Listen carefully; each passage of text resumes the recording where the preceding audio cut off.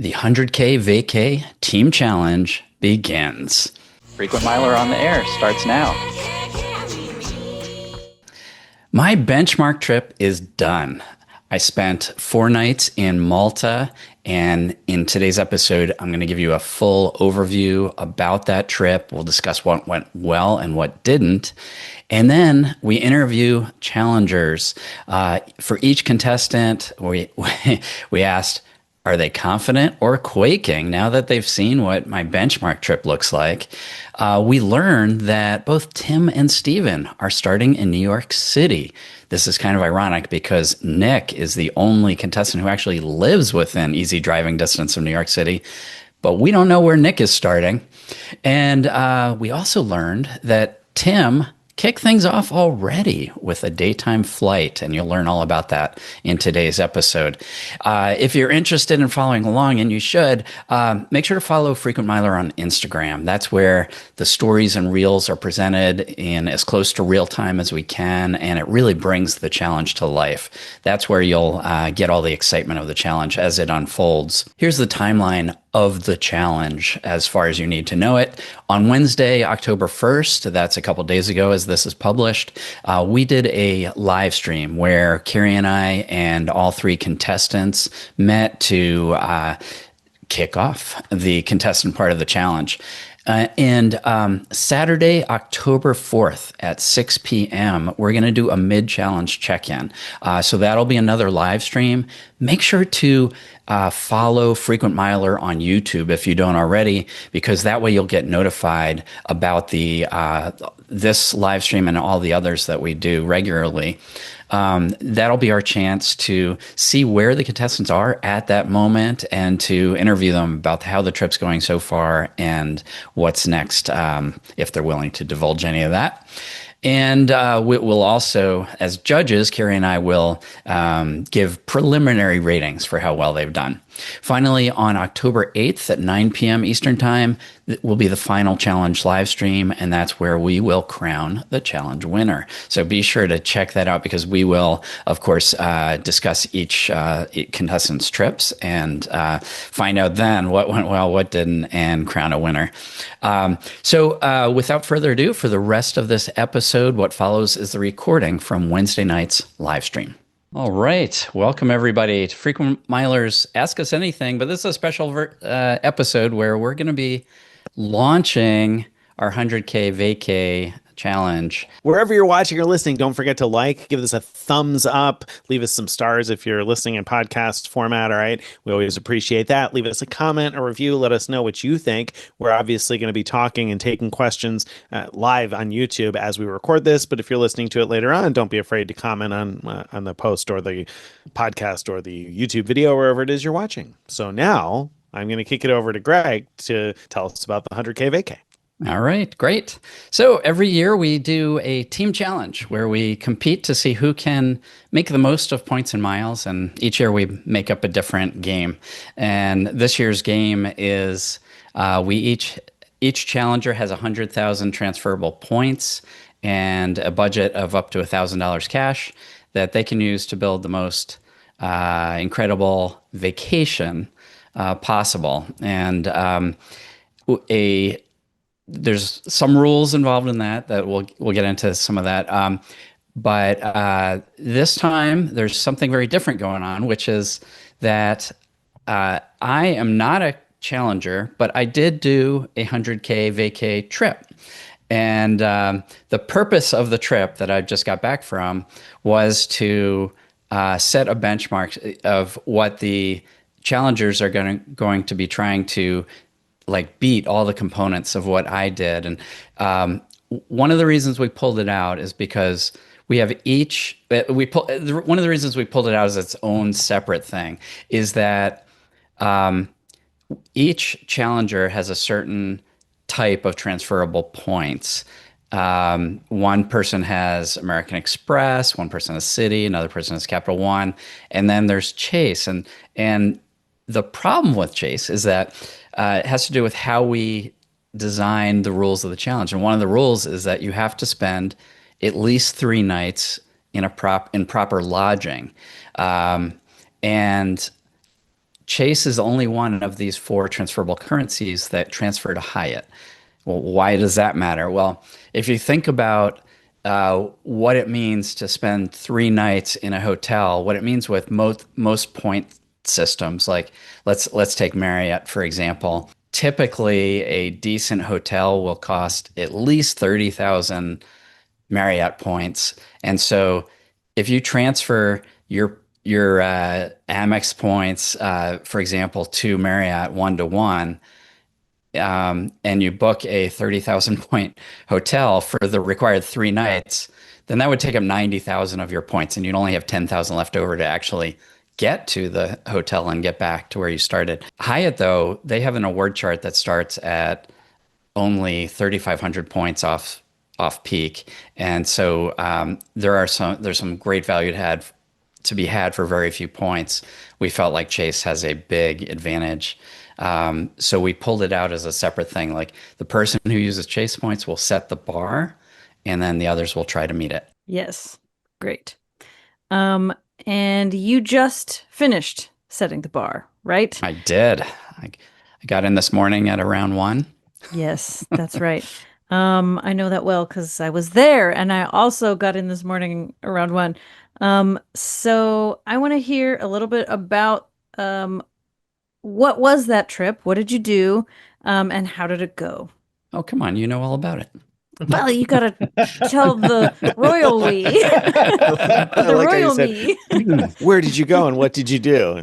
Yeah. Instead of where did we go and what did we Right. do? What we So did. I started my trip. We were allowed to start our trips from anywhere we wanted. And it would have been really convenient for me to start from New York, but I wanted to make my trip as applicable to many people as possible. So I started at my home airport, Detroit, and paid for a positioning flight to New York City, and I counted for that in the budget. And again, I did that because like I figured that almost anywhere around the country, it's possible to get. It's often possible to get cheap flights to New York City to position to go onward. So I feel like that made it more applicable to many people. So anyway, so I started in Detroit, flew to New York. I met up with Julian, who's the founder of Points Path, but also a good friend for many years. And it's become a tradition for us to meet up on these challenges. I first met up with him in New York on 40K to Far Away, and then again on the SAS Million Mile Madness Challenge. So this was the third time in a row. Also met up with Carrie there because, as a surprise to our audience and to the competition here, or the competitors in this challenge, Carrie decided to come with me on this trip when I asked her if she'd like to, and so. We actually met up at the TWA hotel at JFK, and I had never been there before. Carrie hadn't either. It's crazy fun actually to hang out there for a little while. There's like ridiculous stuff like an old hair salon from like 1962 that's all set up, and you can go in and you know, sit under the dryers and chat about points and miles like Julian and I did. You can play a giant game of Twister like Carrie did. You can do a photo booth. We were playing around, actually having a lot of fun. And ironically, the TWA experience became like sort of a mini highlight of the trip in a way. Then we said goodbye to Julian and flew off in business class to Malta. So we flew Air Serbia business class. We, let's see, yeah, we flew from JFK to Belgrade and then onward to Malta from there. In Malta, we checked into the Hyatt Centric for 4 nights. So that the Hyatt Centric there was available for only 6,500 Hyatt points per night. So that didn't put a big dent in my budget. And then we went off to, so this was the same night, the Friday night, we went off to a particularly scenic cove beach area on the island to watch the sunset. And there, Chef Bjarne, who I had met originally on the 40K to Far Away challenge in Johannesburg, I had flown him in to to join us in Malta, and so he had prepared a picnic with all kinds of local specialties, and these weren't like fancy food; these were like finger food type of things, the type of stuff you'd get at a street vendor, and so on, and a huge array Hey, of Greg, that kind of stuff. did any of your finger foods have actual fingers in them? Not to our knowledge. We didn't, yeah, if they did, they were really tiny fingers. And Okay, what so I they were mean by minced fingers. so rabbit is a specialty, is a food that's eaten often in Malta, and so there could have been rabbit fingers that we didn't notice. I'm not sure. Is that classed as lucky? Because like rabbit foot is, but like rabbit toes or fingers, maybe. I don't know.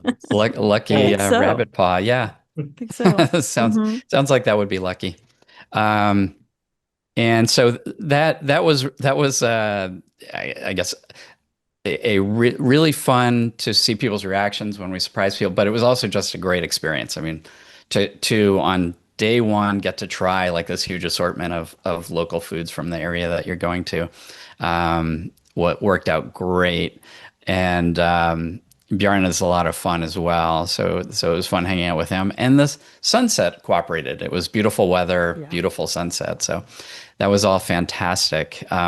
We were staying in the hotel is in a town called St. Julian's, which is not where I would choose to stay if I was going back to Malta.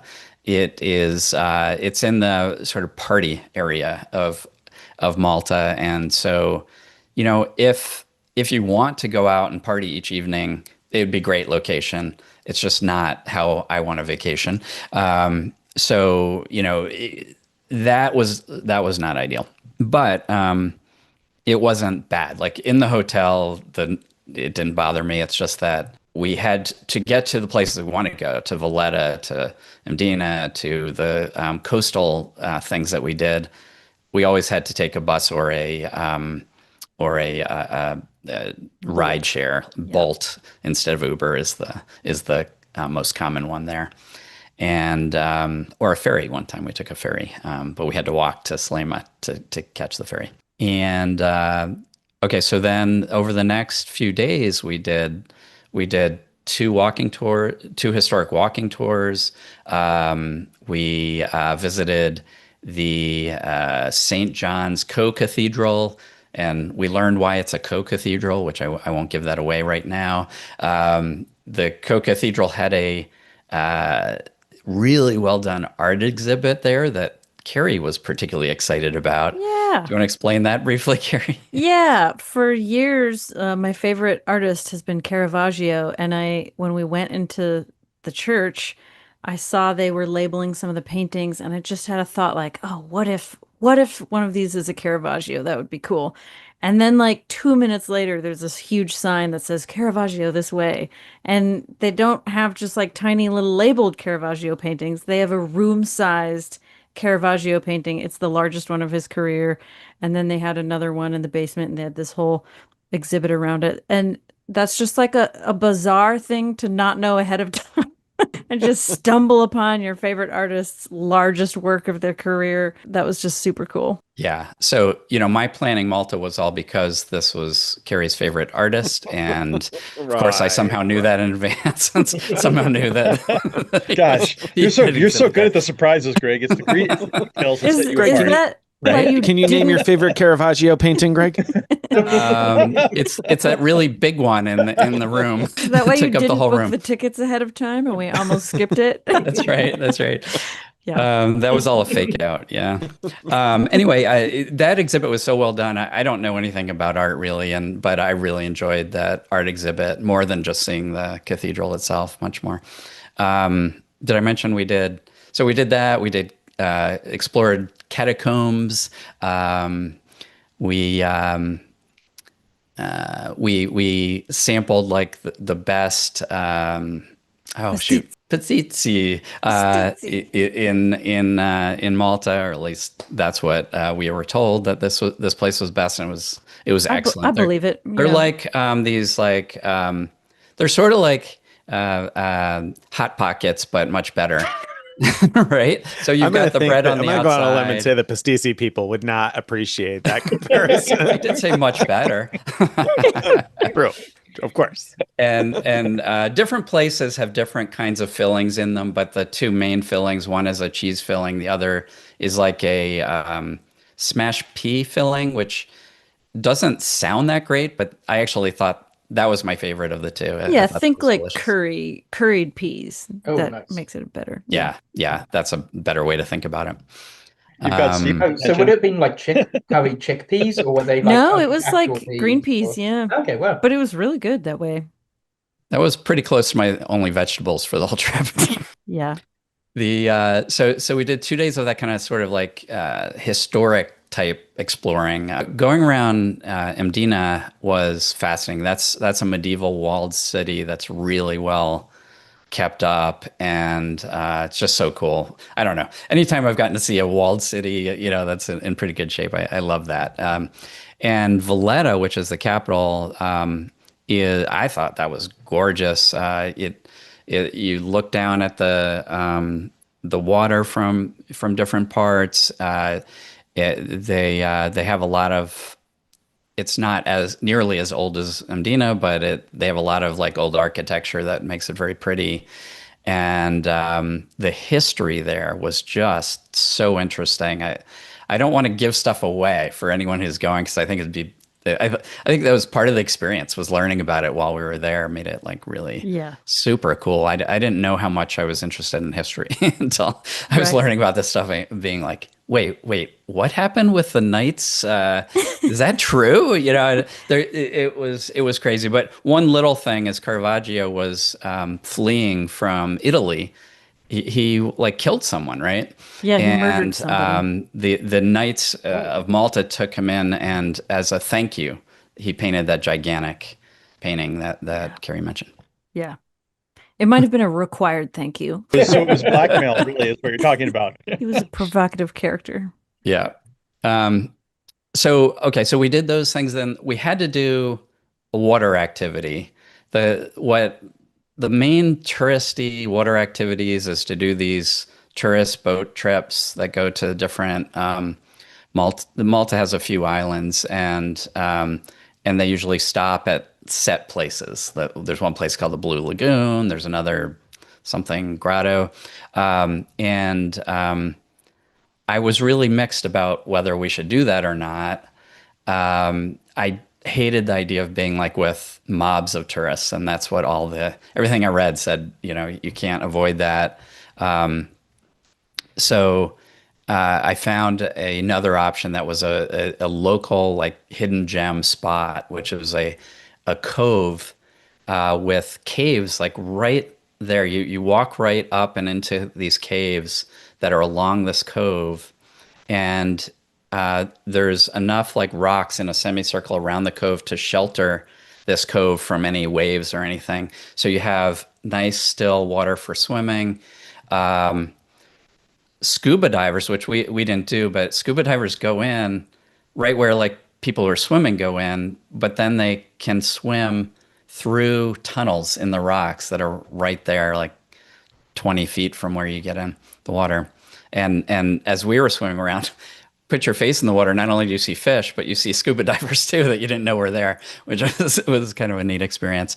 And we hiked a little bit from there up on the cliffs above this area, and that was spectacular. And all this, like, we didn't see any tourists. There were locals there, and it was just when we were hiking, there's nobody. It was just us, and it was so perfect. It was exactly how I want a vacation, that kind of thing, rather than the tourist mob. So that was really perfect.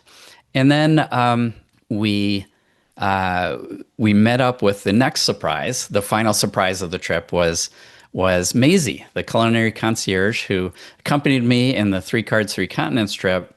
I had invited her to come, and it turned out she wasn't able to arrive on Friday like the rest of us did because she was in Los Angeles for a relative's bar mitzvah, and obviously she had to do that.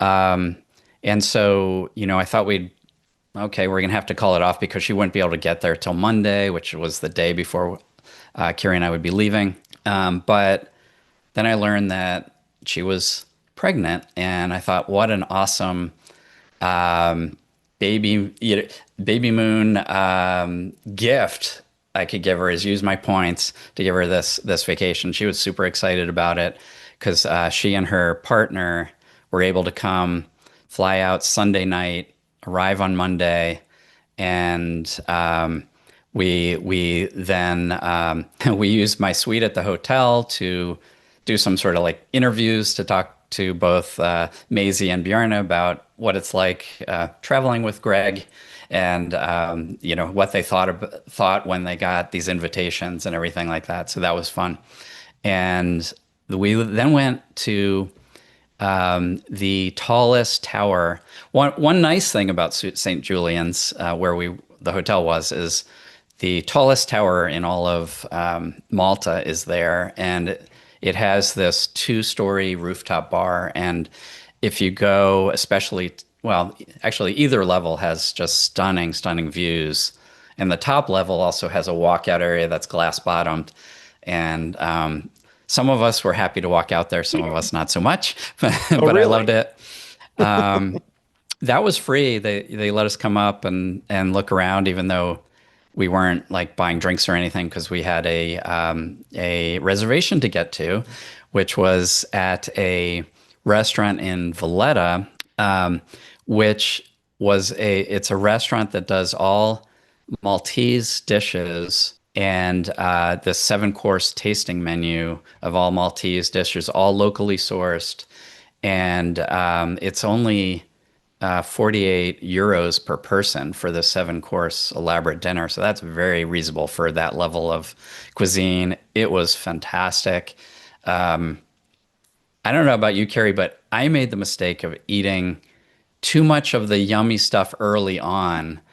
And so by the time I got to my favorite dish, I could barely eat any of it. And it was really disappointing because everything had been so good. But then I got to that one. It's like, oh, this is great. And not so much, I just couldn't do it. Yeah. I was super impressed with how seamlessly they modified for the varying dietary restrictions at the table, because we kind of had a lot. Maisie's pregnant, so she has to, eat certain things, not eat certain things. And her partner can't eat dairy, and I'm technically pescatarian. And Yeah. so I felt so guilty when he's like, any dietary restrictions? I'm like, sorry. But then it was really neat. They brought out all these, so not only are they doing this tasting menu that changes every day based on what ingredients they have, they're also like modifying it for us. I don't know. I thought they did a great job. Luckily, I was still hungry when they served the fish, because I've never done a tasting menu before, so I didn't know it follows like a certain flow, and the fish comes at a certain time, which is earlier than the meat. So sorry about that.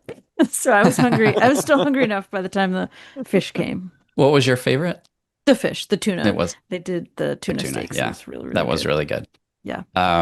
The octopus was fantastic too. Although I don't like eating octopus, like sort of when I think about it, especially after seeing that movie about them. But yeah.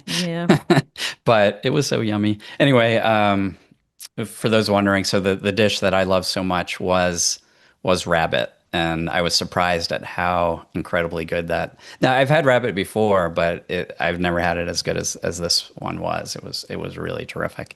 So that was it for really Malta. We we got back to our rooms very late, and we're up probably. Well, I was up till like 3 a.m. doing things like writing my journal entry, and then had to get up at 4:30 or something to go to the airport. I think Carrie was up even longer than that doing her work. We flew back. We had a positioning flight. We flew economy to Amsterdam, then flew economy from Amsterdam to London, and then premium economy on Virgin Atlantic from London to JFK. I think that so premium economy is like somewhere between economy and business class. It's not like just economy with a little more leg room. And I think Carrie didn't really understand that before No. until we got on the plane, right? I was really impressed. I was expecting like exit row economy. Like I thought like premium economy is when they just stick you in like the nicest economy seat they have or whatever. I was really blown away. Not knowing that it was going to be that nice made it like almost more exciting to me than the business class flight. Yeah, it was funny because we get on and Carrie's like, this is like business class to me. Of course, she's tiny, so she can almost lie flat on it. But they did a great job. I've done a few other premium economies before, but this was way better than Delta's and both were way better than Lufthansa's premium economy. But Virgin Atlantic had great service, and the food was all served on like proper plates and glassware and things like that. And the food was very good. And yeah, I didn't see what they were serving in business class, but it all seemed like what I would expect in business class, not what I'd expect in economy. And so, yeah, for a daytime flight, I thought that was really fantastic. Yeah, it was awesome. It was definitely like the whole meal was very comparable to the Air Serbia business class meal that we'd had. Yeah.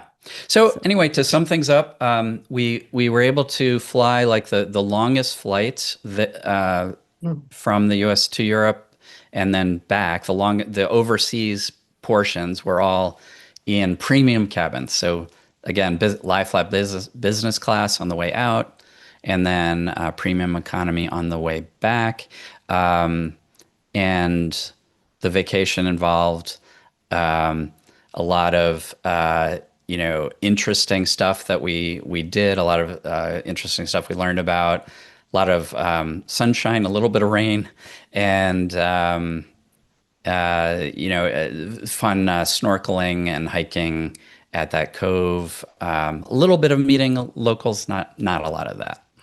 Well, I think it's worth like repeating for anybody who kind of just stumbled into this, that Greg's trip, all of that, right? Flights, the hotels, the stuff he did, like everything for Greg was just 100,000 points and less than $1,000, right? What did you come out like $970? Is that right? 968. Yeah. $968 and 100,000 points, which, I mean, we've seen a few cards that have offered that 100,000 points with like a single card bonus, right? So that's not an out of reach number of points, and probably not an out of reach amount of cash compared to what most people spend on vacation.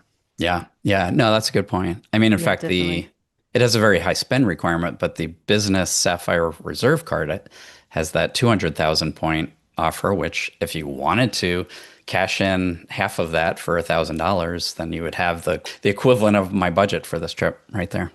And that's, of course, at the time that we're recording this. That very big change. At the time we're saying this. Right. So the requirement again was at least 3 nights in a bed, $1,000 budget and 100,000 point budget. Greg spent 97,000 points, so he came in under budget. Spent $968, so came in under budget there too, and he then he spent 4 nights, which was 1 additional than the required 3. But given all the things he talked about here, he gave himself a rating of, did you say B plus, I think, or was it B plus? Yeah, B plus. Yeah. So you rated yourself B plus. So real briefly, summarize why B plus. Although we kind of got a little idea from that summary. Yeah. Okay. So we are going to be scoring the challengers on we group on a whole lot of a huge number of factors, but we group them into 5 buckets. One is we called wow, and that's basically like things about the destination, about what you did on your vacation. Did that wow us? Applicability is another one, like how widely applicable is what you did to other people? Would others be able to do what you did or something close enough to it so that it makes sense for others? And that's why, like I talked about, like why I didn't start in New York on my trip, because I want it to be more applicable. The value for your points was another one, and extra bonuses is like kind of a combination of things. But the primary ones are like, did you do this frugally? Did you meet the requirements of staying 3 nights, or did you go above that and you get extra points for going above 3 nights? And then you have style, and that's more about the travel. Did you travel in style? And so I graded myself an A- for destination. I thought Malta turned out to be a great pick, and so I gave myself an A for the location. But there were some other components that we look at in that category, like adventure. Did you include any activity that was exciting or pushed yourself out of your comfort zone? And we did stuff that I thought was really fun, but there wasn't really anything outside my comfort zone that I did.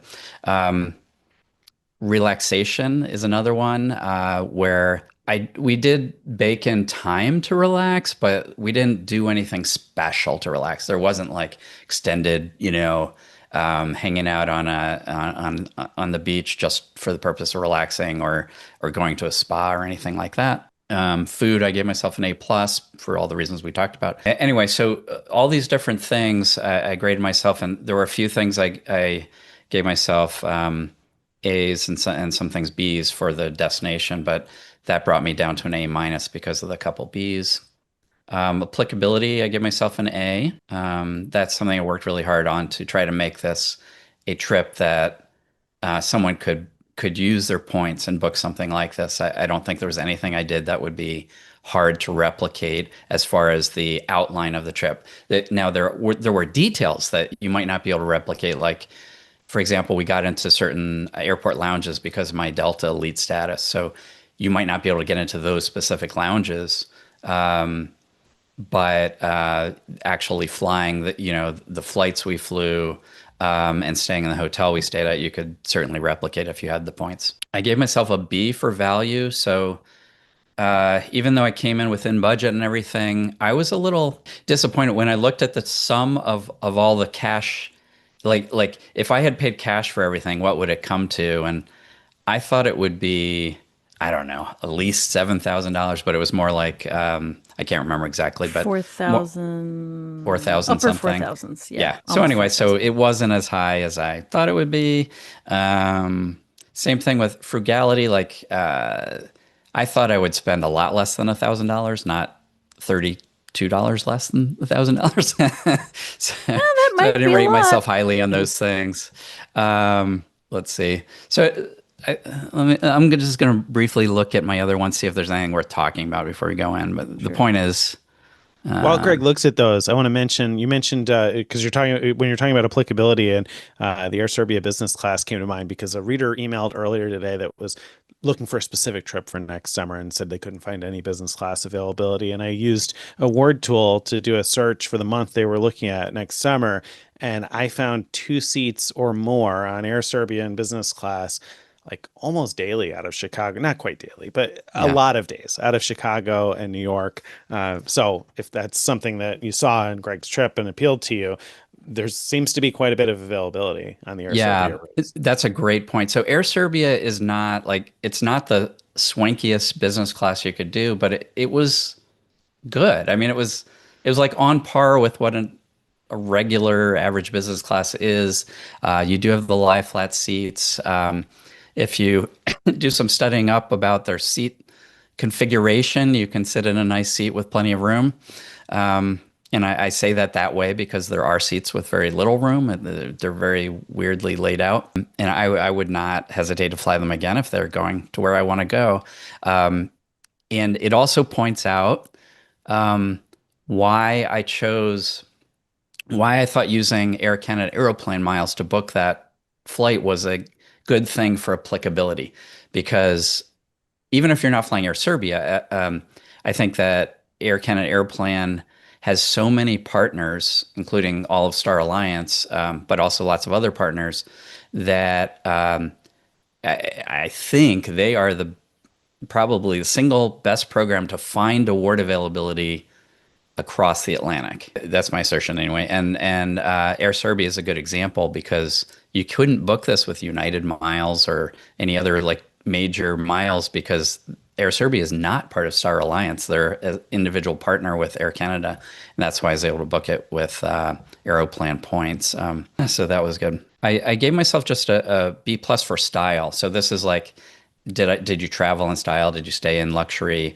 I thought everything we did was good, but nothing was like over the top luxury. You know, we weren't flying Q suites. We weren't staying in a Park Hyatt, but it was all very nice and comfortable. Yeah. Yeah. But now I want to know how the contestants feel. So now that this trip is done, are you shaking in your boots? Or are you feeling pretty confident? Which parts are you confident about? Which parts are you not confident about? And I want to know where you are because I'm pretty sure, Nick, you've got a fake background going on. And Tim does not have a fake background, but are those palm trees? That's not your living room. And Definitely Stephen, not we never Seattle. know where you are. Yeah. So, okay, we're going to start with Nick. First, tell me what you're confident about, then what you're shaking in your boots about, and then where you're at. Okay. What I'm confident about, I'm confident that I've planned a trip that's going to showcase some enjoyment of fun stuff, and I think that there will be a sense of adventure. So the adventure I think category. you'll get some of the adventure category from my trip, and I'm just excited. I'm just downright excited about the trip. I think when you plan a really good vacation, you know that excited feeling you get. It's like the anticipation builds up, and I'm actually just excited to do this trip. So that's I think where my excitement level is, that I think it's going to be a lot of fun, and hopefully readers will find some inspiration in it. And I think there'll be some fun surprises along the way. I threw some hints in a post that I wrote today, and some people threw in some guesses already about things. So I think there'll be some fun twists, hopefully. Anyway, we'll see. What was it? I was shaking my boots on day one because number one, I didn't expect Julian on day one, and Greg met up with Julian Keel, the founder of Points Path. I thought that was cool, but I wasn't yet shaking in my boots. Sorry, Julian, until I saw Carrie there too. And then I was like, oh, this is going to be good. And then when they boarded a business class flight to Europe to start out, I thought, it's going to be trouble from here, because if they manage to do that, I figured at that point Greg would probably be flying premium economy home. And so I didn't know where they were going to go or what they were going to do, but that was already quite a bit of luxury on just 100,000 points. I mean, most people would probably anticipate that would only cover the business class flight, or not much more than that. So to cover a business class flight there, premium economy back, and a few nights in hotels, that did make me a little bit nervous, but we'll see. And then what was the last part I was supposed to You have to spill the beans. Where are you? Yes. Well, I will spill the beans and say I'm at home. This is not, you're right. It's a fake background, but I'm at home, just not in this particular room. But this room is more attractive looking than the white wall behind me if I didn't have the fake background. So did you travel to that room in luxury? I walked, yes, all the way here. And speaking of walking, I will say that I've been working out these last couple of weeks because I'm going to need a little bit of core strength and endurance. So you're still gonna give us a hint. So I've been on the bike every day, just about. Got myself up to about 9 miles a day, so there will be no ferries pulling away from me this time. Surprise 32-mile bike ride for Nick. Right. Are you doing a triathlon while you're away? We'll see. So I'm still at home. My trip will start. That's as much as I'm going to say. We'll have to keep an eye on the blog and on Instagram, of course. But we haven't mentioned this, and we should have by now, that I think the best place to watch these things is on Instagram. Of course, we're going to have all the updates on the blog. Also, we'll each be publishing daily journal updates as to where we are and what we're doing and what we think of it and all the rest of that. So for folks who prefer to read, you're not going to be left out. Don't worry. But if you want to kind of feel like you're on the trip and following along with it, Instagram is really the best way to do that because you can check the stories and see things kind of chronologically and look at the reels. So please check that out and follow Frequent Miler on Instagram if you're not already. Yeah. Thank you for that. Okay, Stephen, you're next up. So again, what are you feeling confident about now that you've seen Greg's benchmark trip? What are you not feeling confident about? And where are you? Okay, so I'm feeling like Can't answer any of that. Yeah, you're not sure where you are. Well, it's just hard to like disclose stuff without disclosing stuff. So I guess I'm excited about my destination and activity. Or well, activities actually that I have planned. I think that that's going to be something that, even if it wouldn't necessarily be people's first choice for their own vacation, it might well be something that they would actually be interested in doing nonetheless. And so I'm hoping that that gives some applicability. My trip is going to be incredibly replicable, I think. So I'm hoping that that ends up showing through, just because I feel like it's something that pretty much even a novice would be able to book themselves if they wanted to, just because I wanted to make it so that people of any level would be able to do that. And let's see, I guess my biggest concern at the moment is actually budget, cash wise, Interesting. because a couple of my activities aren't overly cheap. And so I do need to be careful, especially with things like food and drink. Like, I definitely don't want to be cheaping out on stuff, but I do need to watch my budget just to make sure that I don't end up going over, which I imagine Nick's, like, I can see Nick's little grin there, like, because I'm the most frugal one and I'm normally the one who like stays well under budget and has like a whole ton of money left.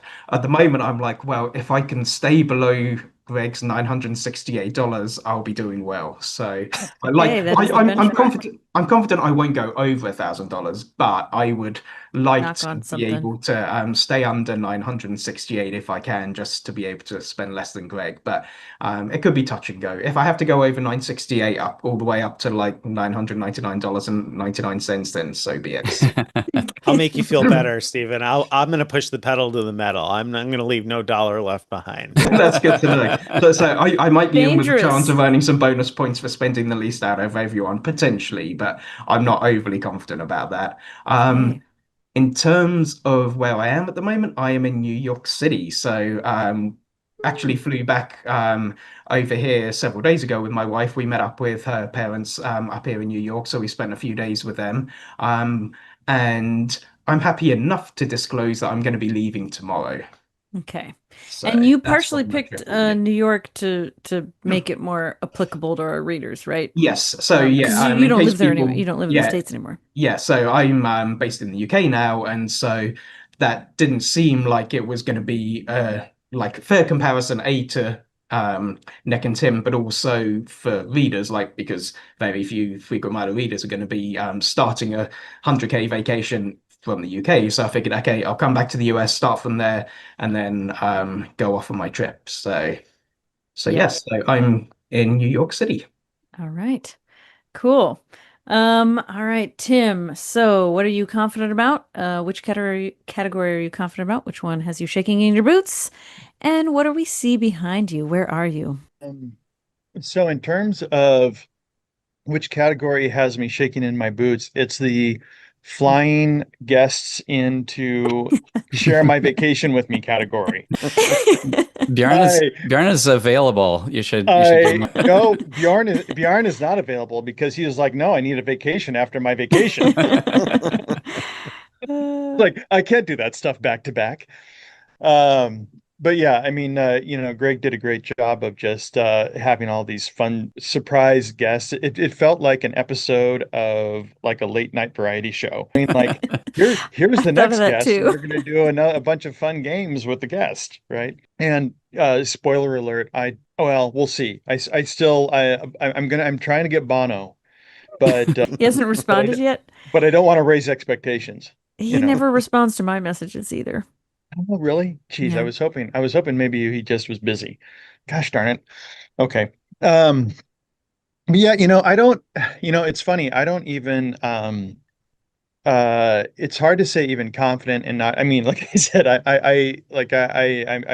Bono is not going to show up on my trip, but I had a fairly, with these challenges, I always tend to get kind of, I'm like, what is kind of the essence of this challenge? And how do I do a trip that to me feels like the essence of this challenge? And full disclosure, I read your grading post today. Me too. So yeah, so Uh-oh. like I don't, and it's like, and I don't want to even let that affect me. So I purposely put it off because I just want to create a trip that I think kind of shows what I think the heart of the challenge is. And so I kind of gave myself some different parameters. And I don't think they're necessarily like exclusive parameters. They're within what you guys set up, but just different parameters where I wanted it to feel like somebody has a week off. What's a vacation look like for that person? And then when my trip's done, I want to feel like this looks like a vacation that somebody might have taken. I wanted to, as opposed to hunting a place that is offers good value, I wanted to show good value at an expensive and popular place that people would go. So I limited myself to the 15 most expensive countries that Wow. Americans go to. Hmm. And I wanted, and in terms of the applicability, and actually kind of misunderstood it a little bit, but that's beside the point. The applicability thing, like I thought that was a great idea, and so for this trip, like I set myself a goal of not using any elite status, no hotel instruments, no card link benefits, nothing. There's nothing about my trip that a person who has read Frequent Miler over the last year could not replicate. And so those were kind of my big three in terms of what I was doing. I feel pretty confident about that. Now, do I feel pretty confident that that's going to like beat, Stephen riding sharks off the coast of Madagascar or Nick skydiving from, wherever he's going to skydive from or, um, I have no idea. I have zero confidence that I'm going to win, but I have confidence, but I feel really good about what's here in terms of like the parameters that I was looking for. Do you know So that you that's, just so I revealed? didn't actually answer the question. Yeah, but Tim, do you know that do you know that you just revealed that you're not going to be riding sharks or skydiving? Unless Well, you're being very cheeky. Yeah, oh, see, maybe that's I, exactly what he is doing. Mm-hmm. Oh, that would be tricky. Mm-hmm. Well, now Nick's going to change his trip and go do that. I know, I know. I'm gonna throw Bono out there so that when Ozzy Osbourne shows up from the dead, it's gonna be so much more exciting. But yeah. So anyway, all that to say, I don't even I don't even know what confidence feels like outside of that. So I guess Okay. those are the parameters that I would use for it. I have zero confidence that I am going to be chosen as the winner over Nick and Steven. Hmm. Zero. Okay. But I do think I'm going to have a pretty cool trip. So that I think that, and to me, that's more the fun part of it. All right. And where are you? Well, I'm in what's commonly known as Pepperland. The pizza place in The Malta? the old folks call it the United Kingdom. Oh. But Tell us so a bit I'm about in. that. When did you Well, actually depart? So are you at Epcot or something, or? no, I'm actually in the United Kingdom in a little place they call Marylebone. Did I say that right, Stephen? Uh, Marylebone? it's more like Marylebone. marrowbone, so like Marylebone. almost like marrow bone, but Marylebone. Like that. Is there an Marylebone. L? or kind of like the L and the E are sort of silent, so Okay, it's so almost you like say it. Maryland, but marrowbone. Marrowbone? Marylebone. Yeah. Marylebone. This is like Marylebone. Qatar all over again. This is where I find out that I'm I've gonna been get saying it wrong my entire life. I'm gonna get my local interaction going around asking people to pronounce Marylebone for me. So you're already overseas. Tell us about that. When did you start?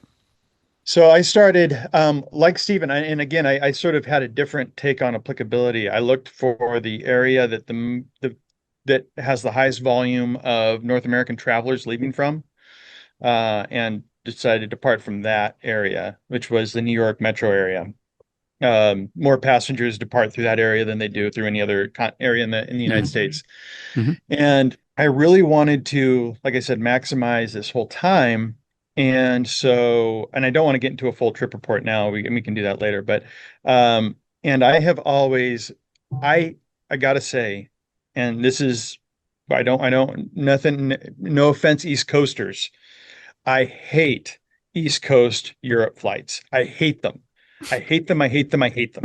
Too short. Yes, exactly. They're Yeah. too freaking short.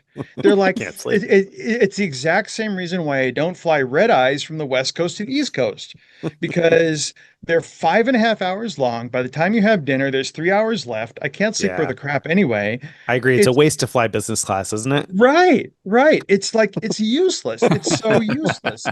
Like you can't, and then like you go overnight, you get there Disagree. at 7 o'clock in the morning, and Right. I'm bleary-eyed, I'm jet lagged, I'm all these sort of things. And so I'd always thought, what would it be like to like, I don't fly red eyes from the East Coast or from the West Coast to the East Coast. What about taking a daytime flight to Europe? There's only a handful of them. Mhm. And so right at the beginning of this challenge, I was like, on October 1st, I want to take a daytime flight to Europe. And that's what I did. And I gotta say, it's freaking awesome. And you Like built I your trip left I New around agree. that? York, I left New York at 8 o'clock. I got into London at 7:30. We very I nearly ended don't up on that same flight. I don't feel bleary. Wow. I think Stephen might be on that same flight tomorrow. Actually, I'm curious. I'll be curious to see how it finds out.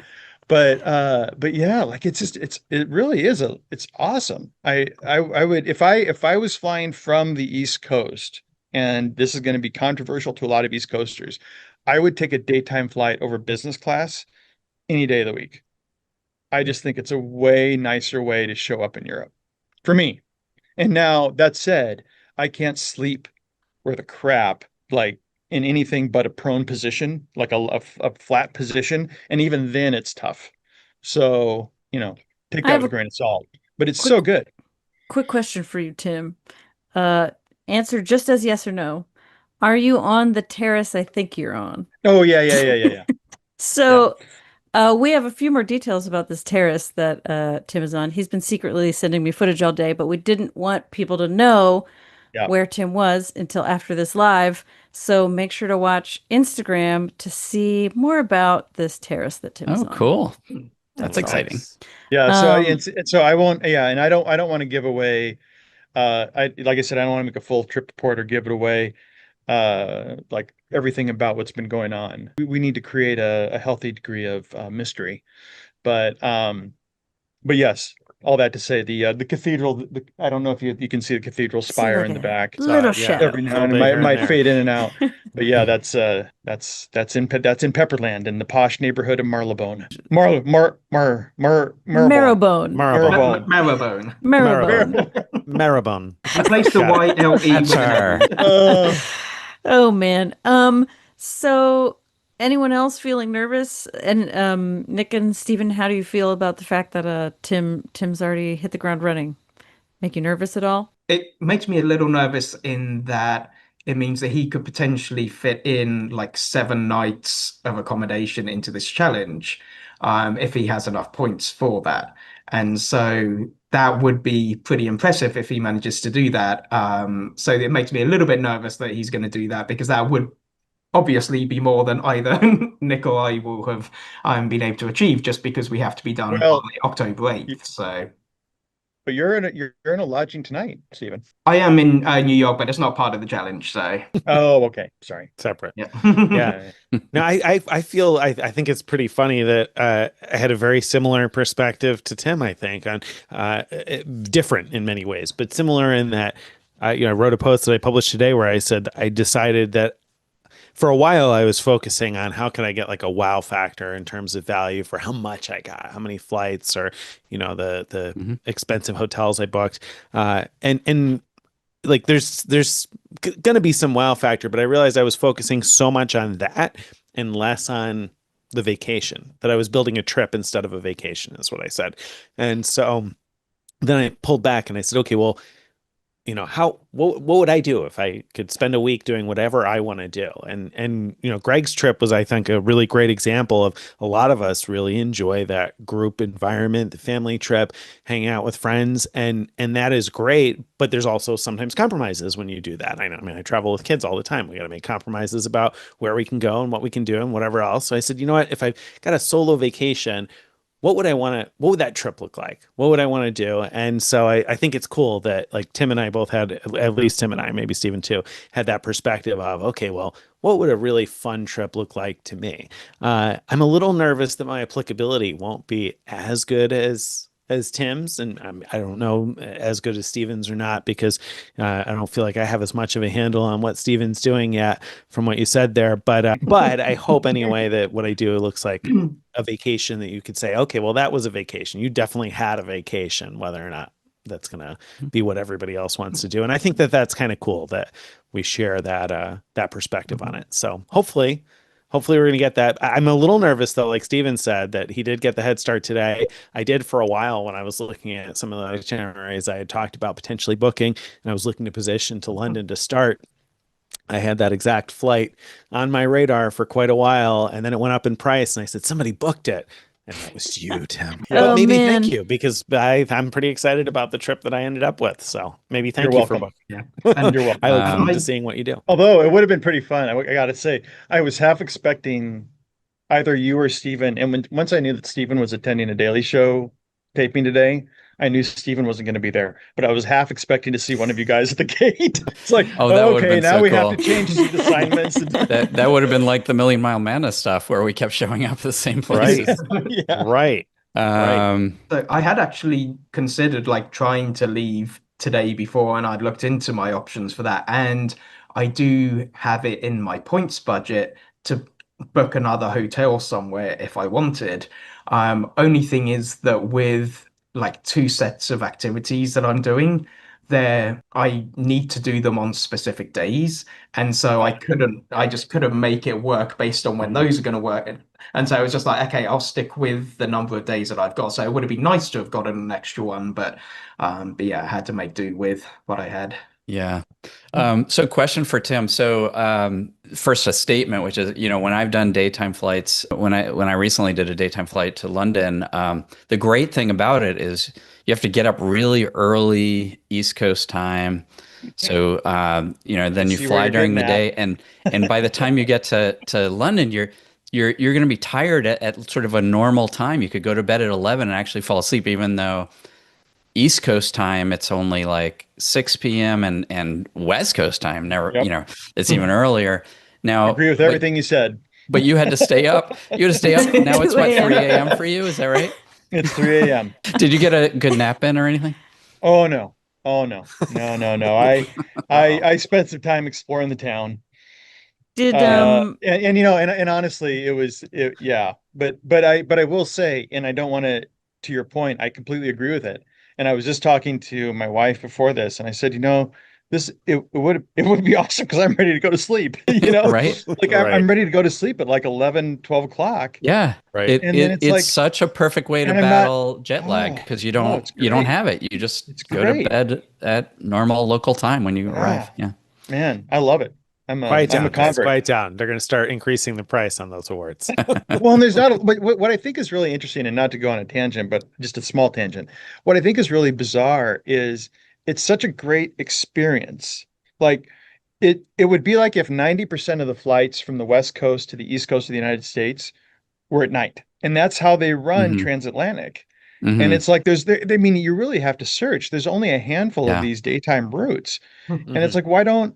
Well, and they're all heavily booked because everybody wants to use them, Yeah. I think the reason is that, and the other thing is almost all of them fly to London, almost all of the daytime flights. And I think the reason is that most other European airports, they want to have the flights arrive at a time where they can have a connection, where people can connect to another flight to get to their ultimate destination. And as opposed to spending the night. Yeah. Morning flights just Yeah. won't work for that because Yeah. they arrive at night in their destination. And I That's a think good point. London is often enough the final destination for people that that's why it works for flights to London is what I suspect. Yeah. Yeah, I'm surprised we right. don't see some of that to Paris though, and a couple Yeah. of Like but- Barcelona, Madrid, Yeah. like It'd be some of these nice. other But- Western. It would be Yeah. nice. If you're listening, Yeah. airlines, it would be nice. I think part of it as well is that a lot of cities, they don't allow flights to land after a certain time as well. And so they're kind of limited as to how late in the morning the flights can depart from the US in order to make it to those airports on time, just in case there's like a delay of an hour or two or something like Yeah. that. Because if it's due to, I feel like London might have a cutoff of like 10 p.m. or something like that. I might be wrong on that. But it means that if you're due to arrive at 7:30, if your flight's 3 hours late, it's just not going to be allowed to land there. So I think there's that risk element involved for airlines with deciding to do those kind of flights too. That would make for some good content, though, for Instagram. If one of you guys is on a flight that's not allowed to land, as long as you have good Slow down. internet on your flight, Nick, it should be really good. Slow down. Nick. Nick is tempted. I think we'll take just a few questions. We don't have a lot of challenge-related questions, so we'll start with this one for Greg. Redemption on VS, which is Virgin for some yeah. reason, right? Mhm. VS? Why? Yeah, good job. Redemption on Virgin in Europe is distance-based, not considering layovers, something you advocated. Is it worth the extra time to save some miles due to layovers in Amsterdam or Charles de Gaulle, which you did? Is it worth it? Would you do that if it weren't for the challenge, for instance? Well, I think what they're referring to is a different trick. So you can you can fly with Virgin Atlantic. You could fly, for example, Air France from. I'm gonna make up an example. I don't know if this is exactly right. From like Venice to Rome for as low as few as 4,000 points, but it's flying through Paris to do that. And so because Virgin only calculates the distance from your starting point and your ending point when you're flying Air France or KLM within or near Europe. So it's like it includes Northern Africa too, that you could do this. And so if the distance is below, I can't remember if it's something like 600 miles, somewhere in that range anyway, then it can be as cheap as 4,000 or 4,500 points, something, to do that. Is it worth? So the question is it worth going way out of your way? Well, depending on what two cities you're doing, you could be going way out of your way to get to Paris and then to go back to very close to where you started. I would say, I don't know. I wouldn't do that except for as one of these challenges, or if I could if I wanted to do something in Paris, or you could also do this with Amsterdam if you could get the KLM flights to line up. If I wanted to do something in Paris or Amsterdam, and I can arrange it so that the flight arrives in Paris or Amsterdam like one afternoon, and the next flight back is in the morning, then you could have like a night in one of those towns, or sometimes you might be able to do a day, like maybe you arrive early in the morning and you can spend the day there and then do the next flight in the evening. All right. How did you end up in business class on Air Serbia? I never heard of it before. Never even heard of it before. Yeah, it was simple as I used a word tool to search for flights, and that option came up right away as something bookable with Air Canada Aeroplan. And so I went to Air Canada and verified that it was able to book that. So I looked at a few reviews of their business class to make sure it wasn't horrible, and the reviews were good enough. And so, it was pretty easy, actually. All right. Shows right up on aircanada.com also. Yeah. So it's an easy to book part. There's no, you don't have to call anybody or anything. It's just right there on the Air Canada website. And you heard us talk about Greg doing all this for under 100K. I don't know if he mentioned when he recapped his trip that it was a 20% transfer bonus from Chase to Air Canada Aeroplan that made that doable, because it's 70,000 miles for or 70,000 Aeroplan points, I guess it is, for the flight he took, but it only cost him 59,000 Chase Ultimate Rewards points. Also keep in mind that if you've got an Ultimate Rewards card and the Chase Aeroplan card, you always get a 10% bonus, and that can stack on top of the 20% bonus to get you even a little bit more value for your points. Right. Yeah, that's a good note. This person asks, quite relevant, did any of your vacations take advantage of mile transfer bonuses? So without sharing too many specifics, did anyone else take advantage of mileage bonuses? Do a show of hands? Show of hands. Yep. That's everybody's. Everybody did. I mean, that's did anyone do more than one program? So I did both Virgin Atlantic transfer bonus and Air Canada Airplan. So two people did more than one. Did anyone do more than two different programs? Yeah, so some people more than three have the luck of having multiple transfer. I'm just raising my hand. Transfer bonuses are like a superpower, right? Because it helps you expand your budget and get more points out of your points. And Tim had a whole bunch of transfer bonuses. Actually crazy with them the last 6 months. Yeah, and again, I actually only did two. I didn't do three. I kept raising my hand. Yeah, no. I only got it. Yeah. Another question for Greg and I guess. How was the breakfast at the Hyatt Centric Malta? Did they have local food? Yeah, I thought it was good. They did have local food. There wasn't, or at least we didn't see a menu you can order from. But there was like an omelet station where you could get things made to order there. Yeah. What did you think, Carrie? Yeah, I thought it was really good, and I did really like the local food. Most of it was stuff that we recognized by the time we had done all these kind of food experiences. But we'd be like, oh yeah, this is the thing Bjorn had talked about where this is the one thing he didn't bring us, and we'd see it on the thing and be able to try it. They actually had a pretty good selection of both local foods and kind of standard Western foods. Yeah. And then we'll make this the last question. For you, Greg, somebody says, was there anything you would do differently? I mean, they have a longer question, but that's the piece that we'll take time to answer right now. Is there anything I'd do differently? You know what? I mean, there's nothing really that stands out as something that like, oh, I wish I had done this other thing. It all worked really well. Let me modify it then. If you were to go back to Malta, what are the things that you would do differently? Like, if you weren't constrained by this artificial budget, what would you do differently? Yeah, thank you. That's right.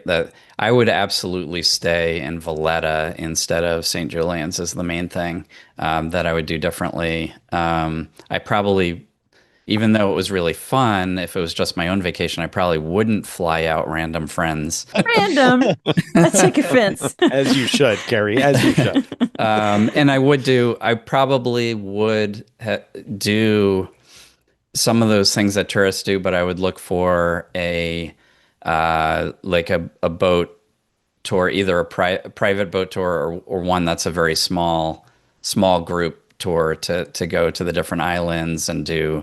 There's like kayaking trips you could do on the islands, and so there's a bunch of there's actually a lot still to do in Malta that I didn't get to, which is always true of every vacation I've ever taken. So there's nothing special about that. But so I guess you could say, if I do anything differently, I would stay longer and do more of the things before I left.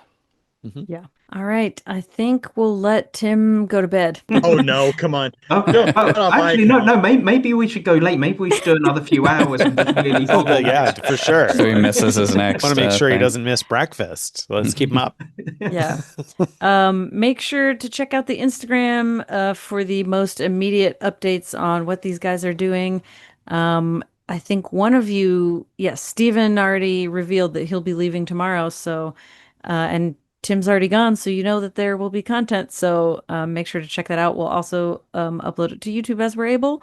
And thanks for joining us, everyone. Our next live check-in is, can't even remember. Saturday, October 4th. 6 p.m. Eastern Time. Saturday, October 4th, 6 p.m. Eastern Time. Come back for the mid-stream check-in where we'll find out where everyone is. We'll do a little tallying of how their budgets are doing so far. Yeah, so make sure to check that out. Thanks for coming, everyone, and we'll see you on Saturday, I hope.